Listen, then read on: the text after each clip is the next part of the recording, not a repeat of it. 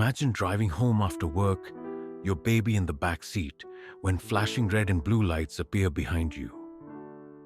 You haven't done anything wrong, but your stomach still drops. That was me. I thought I was just another mom being pulled over. But what those cops didn't know was that I'm the state attorney. And when they found out, their faces said it all. My name is Vanessa Carter. I'm a mom. I've got a little baby girl named Lily. And I also happen to be the elected state attorney for my county. Getting here wasn't easy. I grew up in a tough neighborhood. My dad wasn't around, and my mom worked herself to the bone to keep food on the table. People told me I'd never make it, but I pushed through school, worked nights to pay tuition, and eventually became a lawyer. Years later, I ran for state attorney, and I won. First black woman in the county to do it. But here's the truth. No matter how many degrees you have, no matter what title comes before your name, people still look at you first and see your skin color. And that night on the side of the road reminded me of that in the worst way. It was a Tuesday night. I'd just finished a long day in court. My feet hurt, my head was pounding, and all I wanted was to get home and hold Lily. She was in the back seat, strapped in her little car seat, babbling to herself while I drove. We were only a few blocks from home when I noticed headlights in my rearview mirror. A police car. I didn't think much of it until the lights flashed. "Great," I muttered. "What now?" I wasn't speeding. I hadn't run a stop sign. My tags were current, but still, I pulled over. Because what else can you do? Two cops walked up. Young guys, maybe mid-20s, both white, both already had their hands resting on their belts. The taller one tapped on my window. "License and registration." No hello, no explanation. I asked calmly, "May I ask why I was stopped?" "We'll get to that," he snapped. "License and registration." I kept my hands where they could see them. "I'm reaching into my purse now," I said slowly. "Just so you know, my baby's in the back seat." The other officer leaned over to look. "Who's the kid?" he demanded. My chest tightened. "That's my daughter." He raised an eyebrow, like he didn't believe me. Then the tall one said, "Step out of the vehicle." I froze. "Excuse me?" "Step out of the car," he repeated, hand tightening on his holster. My baby started fussing in the back seat. "I don't want to leave my infant alone in the car," I said firmly. "Then bring her with you," he said flatly. So I did. I unbuckled Lily, cradled her in my arms, and stepped onto the side of the road with my heart pounding.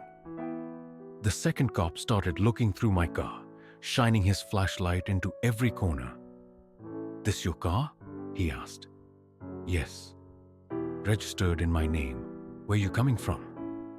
"Work," I answered. "What do you do?" I hesitated. Part of me wanted to say it right then. "I'm your boss's boss's boss," but instead I said, "Public service." He smirked. "Sure you do." Then they started opening doors, looking through my diaper bag, even shaking out my baby's blanket. "Hey," I shouted, "that's my daughter's." "Relax," one of them said. "It's just a routine stop." By now, Lily was crying in my arms. I was shaking with anger.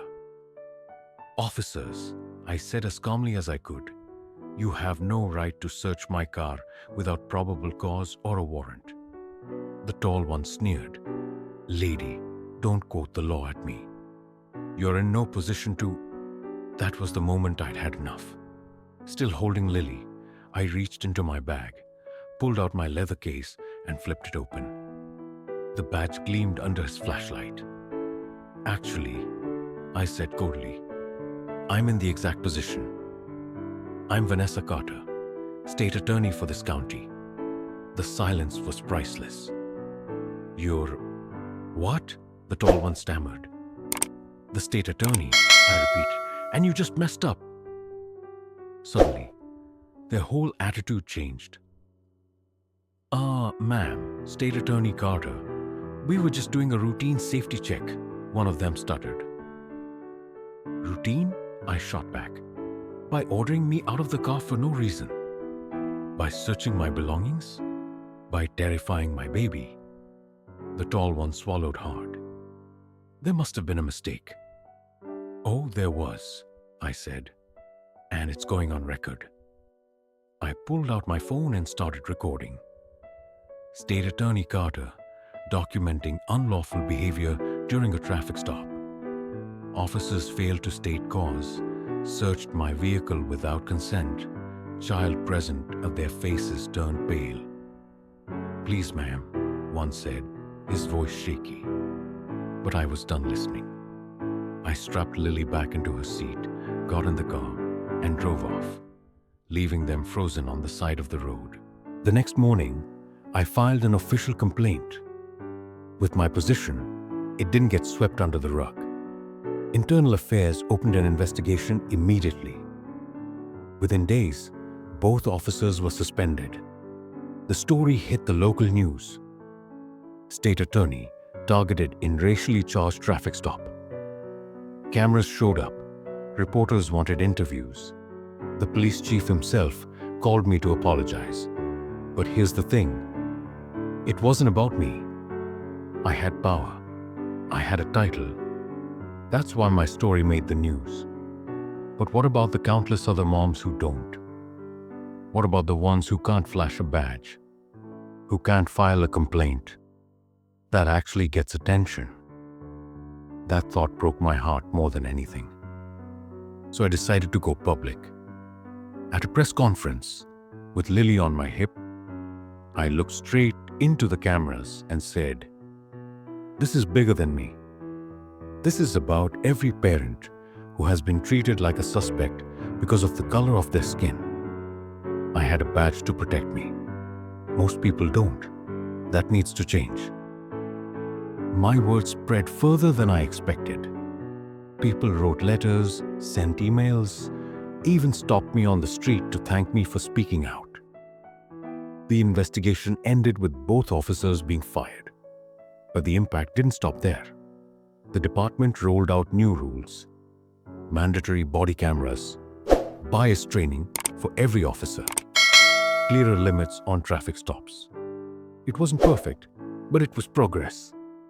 Months later, when I tucked Lily into bed, I whispered to her, "I'll always protect you, and I'll fight to make this world safer for you too." Her tiny hand wrapped around my finger, and I knew every battle was worth it. That night proved something I'll never forget. No matter how high you climb, some people will only see your skin color. But it also proved something else. When you stand up, when you shine a light on injustice, real change can happen. Those cops thought I was just another black mom with her baby.